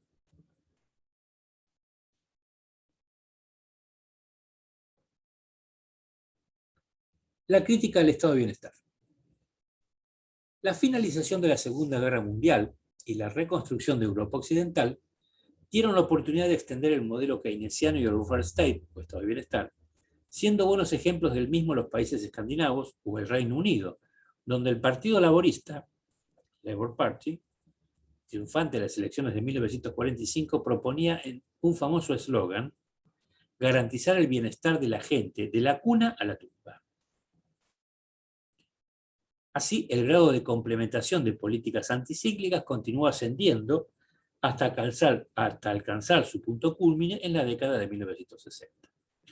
Antes de eso, y poco antes de la finalización del conflicto bélico, von Hayek publica en 1944 Camino a la servidumbre, obra posteriormente traducida a 20 idiomas y dedicada a los socialistas de todos los partidos. Ahí tenemos una copia o una fotografía de la primera edición. Von Hayek plantea en este libro que por lo menos desde 25 años antes de que surgieran los totalitarismos modernos, ejemplificados en la Unión Soviética y la Alemania nazi, nos habíamos estado alejando de las ideas básicas que han servido de fundamento para el progreso de la civilización occidental, renunciando progresivamente a la libertad en los asuntos económicos, por permitir la creciente intervención del sector público, y que sin esa libertad económica la libertad política e individual nunca han existido. Afirma así que nos hemos estado alejando no solamente de las ideas de Adam Smith, sino también de las de John Locke, el padre del liberalismo anglosajón, y hasta del cristianismo y el mundo clásico greco-romano. De esta manera, en el momento de la escritura del texto, 1944, el concepto de individualismo se ha transformado en sinónimo de mezquindad y egoísmo, cuando los rasgos del individualismo se han derivado de elementos cristianos y de la filosofía de la antigüedad clásica, que se cristalizaron por primera vez en el Renacimiento y que se siguieron desarrollando en lo que hoy llamaríamos, según el autor, civilización occidental. Para von Hayek, entonces, la libertad individual abrió el camino para ampliar nuevos conocimientos. Y solo a partir de allí la ciencia empezó a crecer a pasos agigantados. En su concepción, el liberalismo no se opone al cambio en lo más mínimo, ya que su principio fundamental es el ordenamiento de los asuntos a partir del uso de las fuerzas espontáneas de la sociedad, y recurrir tan poco como sea posible a las fuerzas coercitivas. Lo contrario de lo que pasa en el estado de bienestar. Argumenta entonces que se ha transformado en un credo negativo, en 1944, porque los individuos ya no reconocen que todo el progreso se ha dado a partir de la política liberal de la libertad, y que se han acostumbrado a la prosperidad y que ahora las desigualdades les parecen insoportables e injustificables, habiéndose cambiado el interrogante de por qué algunos llegan a ser ricos a por qué no todos somos ricos. Este párrafo es fundamental, aunque tiene algunos errores. Leámoslo de vuelta. Argumenta que se ha transformado en un credo negativo el liberalismo o el individualismo, porque los individuos ya no reconocen que todo el progreso se ha dado a partir de la política liberal de la libertad, y que se han acostumbrado a la prosperidad y que ahora las desigualdades les parecen insoportables e injustificables. Como quiero decir, hace 20 años no. Cada uno ocupaba un lugar en la sociedad, como decía aquel autor que leímos al comienzo, aquel autor que citaba Silvia Nazar, que mencionamos al comienzo del curso. Habiéndose cambiado el interrogante de por qué algunos acá llegan a ser ricos, a por qué no todos somos ricos. Explica a continuación que el socialismo nació como una corriente reaccionaria contra el liberalismo de la Revolución Francesa y que sus escritores afirmaban que sus ideas solo podían ser puestas a prueba bajo gobiernos dictatoriales. No todos los socialistas. Es una brutal simplificación.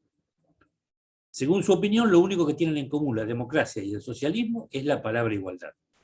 Pero que mientras la democracia busca la igualdad en libertad, el socialismo la busca en restricción y servidumbre. El liberalismo, entonces, no busca perpetuar el statu quo, sino que considera que la manera más sencilla de coordinar los esfuerzos humanos es a través de la competencia, lo que no necesariamente significa no prohibir la contaminación o las jornadas de trabajo excesivo. Se cita a la seguridad económica como una condición indispensable para la verdadera libertad, y hay algo de verdad en ello, concede el autor.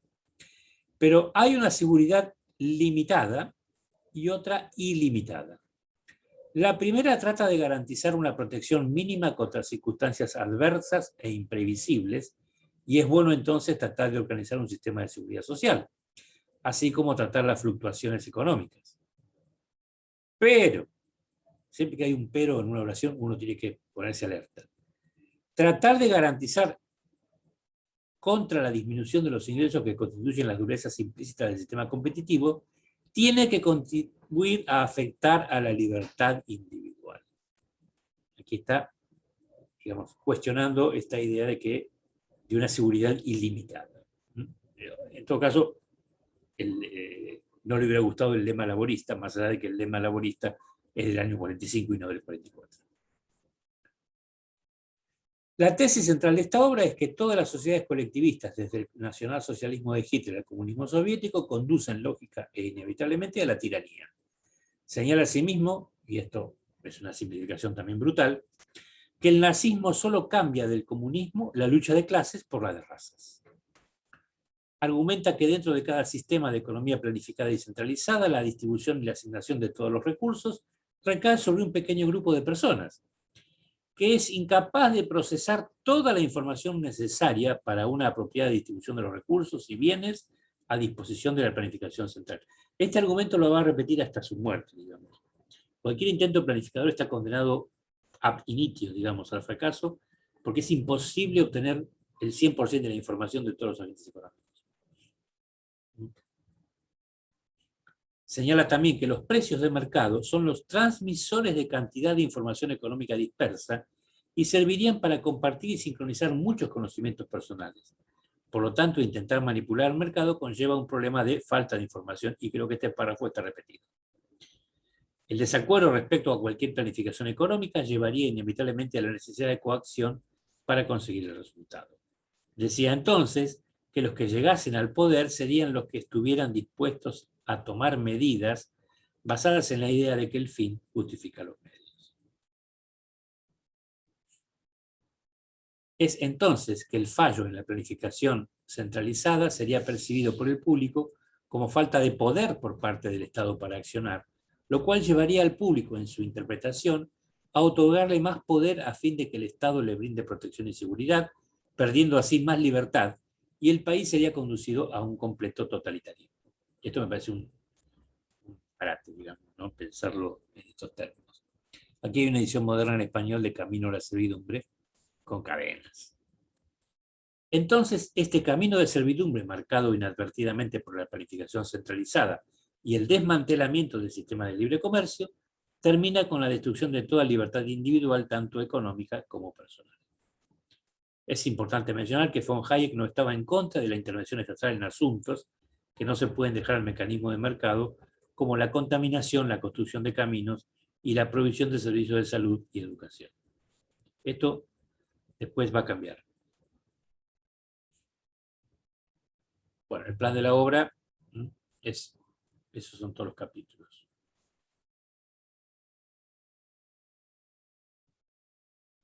Del texto. Y ahí está von Hayek ya muy anciano con una composición fotográfica, digamos, con esta edición que mostré antes.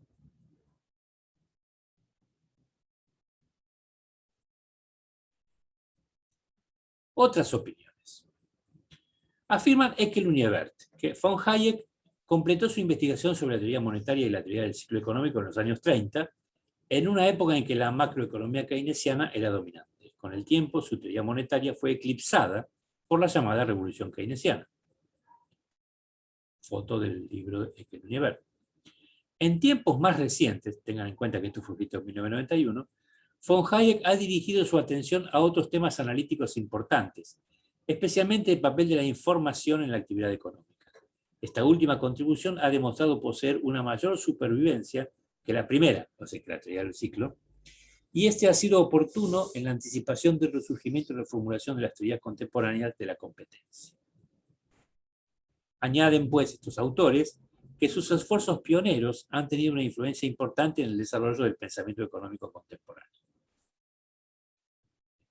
Spiegel, por su parte, escribiendo aún en vida del autor austríaco, afirmaba que von Hayek, unos 20 años más joven que von Mises, compartió el individualismo y el liberalismo de este último. Sin embargo, al ser más receptivo respecto a la economía matemática, ello lo puso en una posición mucho más adecuada para participar en la discusión de la economía técnica de su época. En los años medios de su carrera, hizo notables aportaciones a la teoría de los ciclos de los negocios y del capital, cuando estaba en la London School of Economics, ¿no? Para orientarse posteriormente en forma creciente a otras cuestiones más amplias de la organización económica, historia doctrinal y filosofía económica. Portada del texto de Spiegel. En cuanto a la metodología, lo que preocupó principalmente a von Hayek no fue tanto el empleo de las matemáticas, como el uso de los métodos de las ciencias naturales en la economía, que él distinguió como cientismo, y que en su opinión suponía y alentaba la aplicación de unos controles que, si bien eran adecuados para los objetos inanimados de las ciencias naturales, no lo eran para los seres humanos. En lugar de defender el ideal de una humanidad que se dirigiera por sí misma, él, como von Mises, prefería confiar en la disciplina impersonal del mercado. En realidad definió la economía política teórica diciendo que su objetivo es explicar aquellas uniformidades de las actividades económicas de la sociedad que no son resultado de designios deliberados, sino producto de la acción recíproca de las decisiones separadas de los individuos y de los grupos, excluyendo por tanto con ello de dicha ciencia todos los fenómenos que no fueran del mercado. Eso tiene un nombre en economía que es cataláctica. Esta definición dada en 1950 era típica de la actitud de von Hayek y de los otros austríacos frente a la economía de Keynes, el cual solicitaba una acción intencionada por medio de programas de políticas públicas. Aunque para algunos el pensamiento austríaco pareciera pasado de moda y desacorde con la época, otros lo valoraron como forma de mantener viva la discusión de las cuestiones fundamentales en una atmósfera intelectual caracterizada por la aparición de una nueva ortodoxia del sentido keynesiano. Esa ortodoxia del sentido keynesiano, yo no sé si lo dije en su momento, a Keynes no le interesó nunca. Él no quería que su obra se convirtiese en una ortodoxia como había sido la marshalliana, por ejemplo. Sin embargo, falleció tempranamente y, bueno, es contrafáctico conjeturar qué hubiera hecho con esa ortodoxia keynesiana.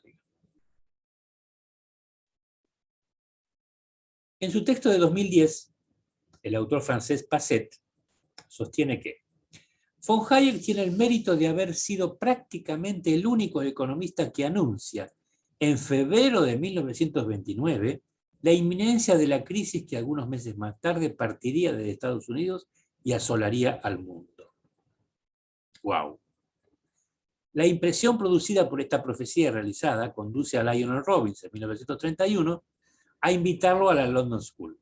Von Hayek llegó ahí para dar algunas conferencias y se quedó durante 20 años. Hombre de gran cultura, dice Passet, von Hayek nace en Viena, capital del Imperio Austrohúngaro, foco intelectual y artístico de los más brillantes de la época.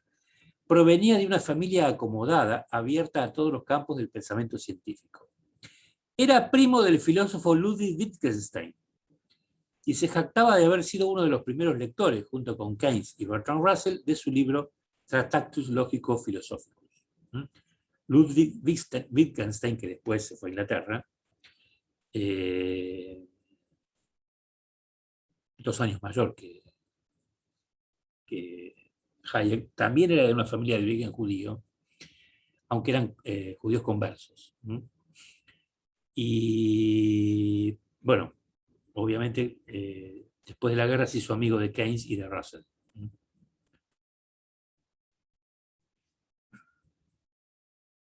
Y en su momento fue un filósofo muy, muy influyente bueno, en esa disciplina. Ahí lo tenemos en una foto muy, muy, muy linda foto, digamos. Se llamaba Ludwig Joseph Johann Wittgenstein, en una fotografía de 1930, ya instalado en Gran Bretaña. Ya en 1921 obtenía su primer título de doctor en jurisprudencia y dudaba en orientarse hacia la psicología o hacia la economía. Y tenía, digamos, incentivos para ambas cosas. Pero se mostraba muy impresionado por el pensamiento de Karl Menger y por las enseñanzas de Friedrich von Wieser y von Babeck. El primero le proporcionará la carta de presentación, gracias a la cual Ludwig von Mises lo contratará en la oficina de cuentas, órgano encargado de controlar las cuentas austríacas de antes de la guerra, de la cual era el director. Ups. Si bien en su juventud era sensible a las ideas de los socialistas fabianos, von Hayek se dejará ganar por el liberalismo de von Mises, quien será durante 10 años, como lo afirma el propio von Hayek, su principal guía intelectual. Fue por la publicación del libro Socialismo de 1922.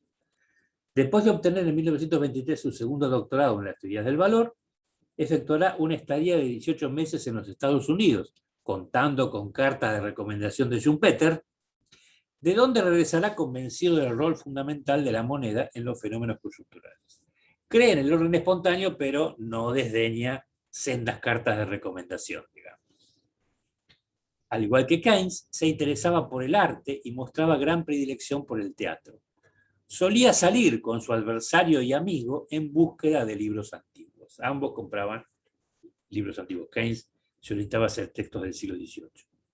Eran amigos y habían llegado a un acuerdo de no debatir teóricamente, digamos, porque no querían que esas controversias que eran muy fuertes empañasen su amistad. Por eso Keynes normalmente usaba a Sraffa o a otro de sus amigos o discípulos para que le debatieran los textos que produjo antes de la publicación de la teoría general en la London School. Von Hayek fue uno de los participantes más asiduos del seminario privado que Ludwig von Mises dictó de 1920 a 1934. Allí se encontraban hombres llamados a desempeñar ulteriormente un rol político muy importante, como el francés Jacques Rueff, el italiano Luigi Einaudi, que llegó a ser presidente de Italia, los alemanes Wilhelm Röpke, fundador con Walter Eucken del ordoliberalismo, y el futuro canciller Ludwig Erhard. Los economistas Gottfried Haberl, Fritz Machel y Oskar Morgenstern frecuentaban el seminario de von Mises. Fíjense ustedes. El propio von Hayek, durante la década de 1950 en Chicago, animará un seminario multidisciplinario al que asistirá Milton Friedman, que entonces debería tener menos de 40 años. Su obra lleva también el sello de los acontecimientos que marcaron su vida. Durante su juventud en Viena conoció la gloriosa dominación, dice Passet, para mí no tiene nada de gloriosa, pero es la opinión de este autor, luego la caída y el desmembramiento del gran imperio austrohúngaro.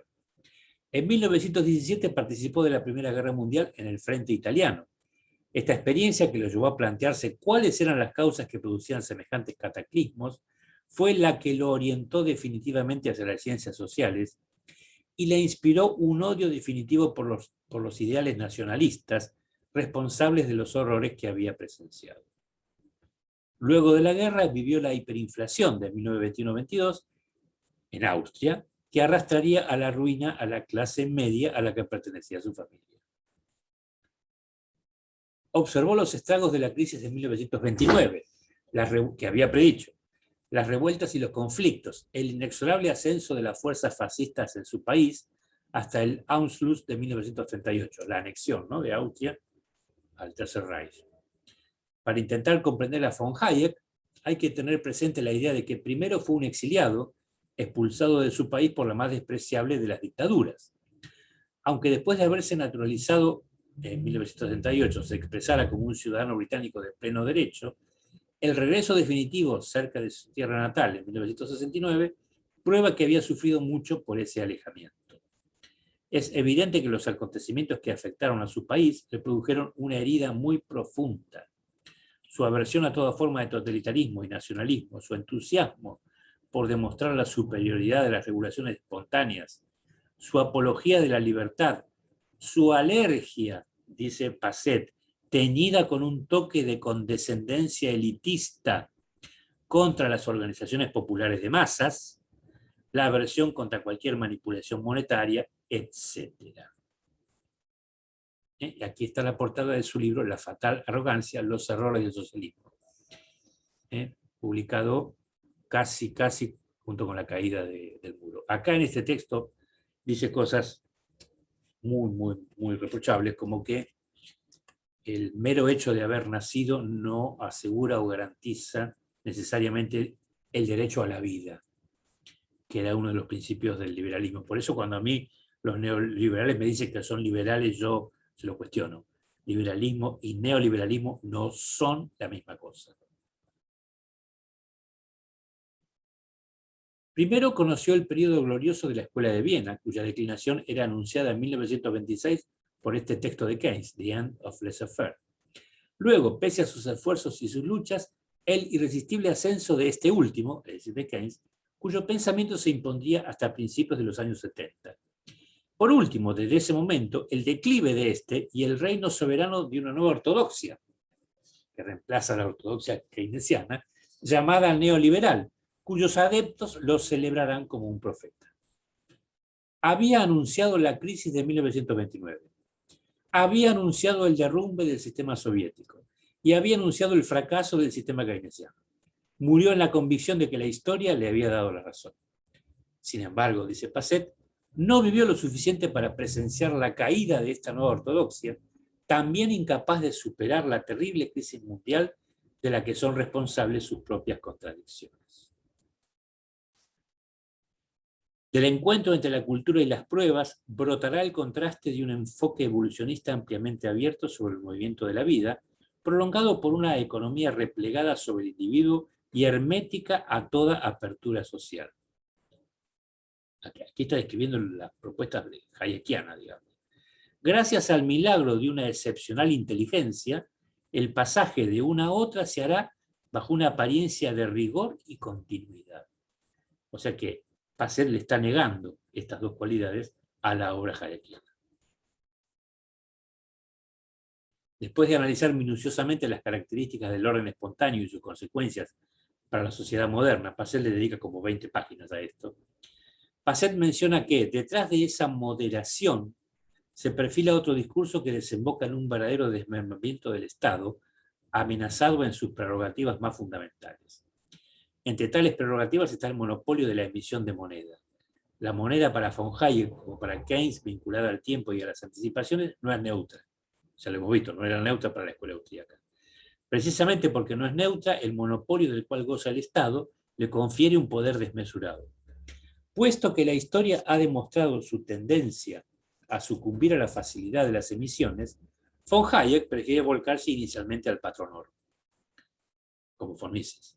Más tarde, luego del desmantelamiento del sistema de Bretton Woods, en 1976 preconizará quitarle al Estado el privilegio de la emisión para dejar circular varias monedas que compitan, cuya libre creación por parte de los bancos privados estaría sujeta al juego de la oferta y la demanda.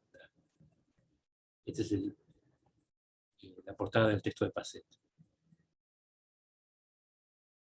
Si la abolición del monopolio gubernamental sobre la moneda desembocara en el uso generalizado de varias monedas en competencia, esto ya implicaría en sí un adelanto con respecto a un monopolio monetario estatal, que sin excepciones ha sido usado para engañar y estafar a los ciudadanos. Cualquier semejanza con las observaciones que el estandapero al que yo aludo frecuentemente suele mencionar en sus programas televisivos a los que es invitado, no es casual. Las monedas serían desnacionalizadas, libremente cambiadas entre sí y creadas de acuerdo a las necesidades. La desconfianza a menudo fundada que esta frase expresa con respecto al poder público solo puede compararse, dice Passet, con la confianza que, superando los límites de la ingenuidad, parecen inspirarle a von Hayek los poderes financieros privados. Y eso está plasmado en este libro. Esta es la versión en español de La desnacionalización del dinero, un análisis de la teoría y la práctica de monedas en competencia, ¿no? El texto es de 1976, esta edición es del año 82 u 83. Y hay, bueno, numerosas ediciones en numerosas lenguas.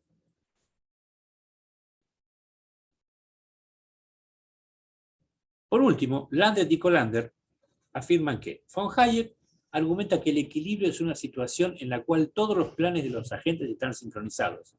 Conocimiento, expectativa y creencia son, por lo tanto, elementos centrales de todo análisis económico. Debido a la incertidumbre, la coordinación de los planes de los individuos es difícil y está más allá de la comprensión de un único individuo. O sea que también derrumban la hipótesis neoclásica de la escuela de bienestar del dictador benevolente, digamos. Ese dictador benevolente no podría conocer todo. Solo mediante el orden espontáneo que se desarrolla mediante el mercado nuestro sistema funciona. La postura de von Hayek respecto de las políticas se deriva de su actitud hacia el conocimiento y la incertidumbre, a saber que no sabemos los efectos últimos de nuestras acciones. Por lo tanto, deberíamos aceptar las instituciones que se han desarrollado espontáneamente, cosa que dudo, que se hayan desarrollado tan espontáneamente, quiero decir.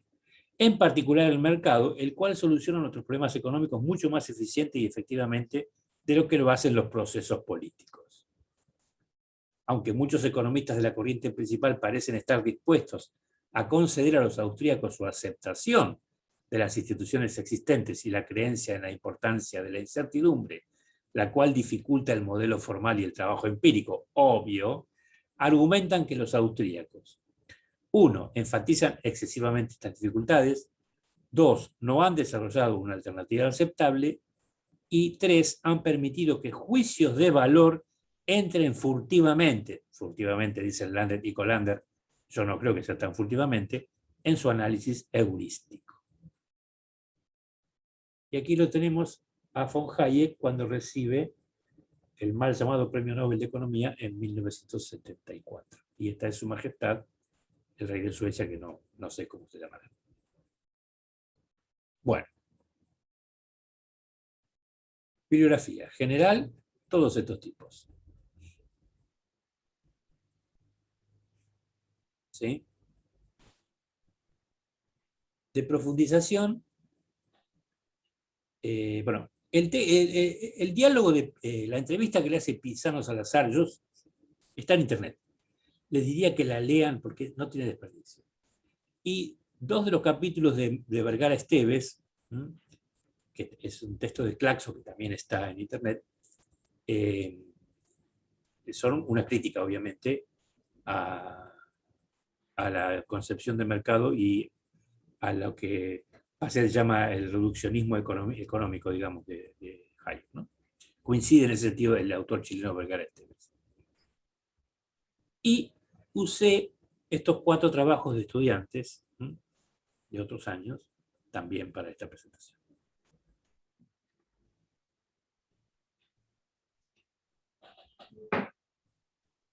Bueno.